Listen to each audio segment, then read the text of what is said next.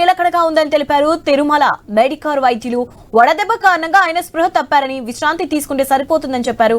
విజయనగరం జిల్లా చీపురుపల్లిలో వైసీపీ వెన్నుపోటు కార్యక్రమంలో ర్యాలీలో పాల్గొన్న ఆయన ఉన్నట్టుండి కింద పడిపోయారు. వెంటనే ఆయన ఆసుపత్రికి తరలించగా వైద్యులు చికిత్స అందించారు.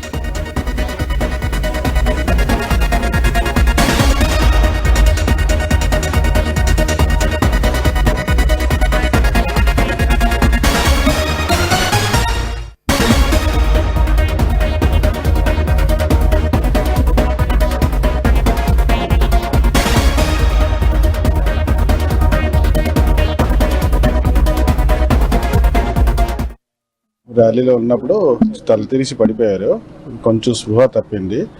దాని తర్వాత ఇక్కడికి వచ్చినప్పుడు మేము చెక్ చేసాం, బీపీ అంతా స్టేబుల్గా ఉన్నది. హార్ట్ స్కాన్ చేస్తే కూడా హార్ట్ కూడా స్టేబుల్గా ఉన్నది. సో కొంచెం రెస్ట్ తీసుకోమని అడ్వైజ్ చేసాం.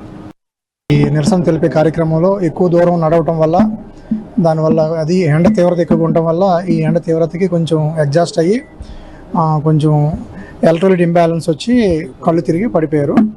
తర్వాత అక్కడ తీసుకున్న సపరేట్ లెవెల్ అన్నట్టు వల్ల కూడా అన్నీ బాగున్నాయి.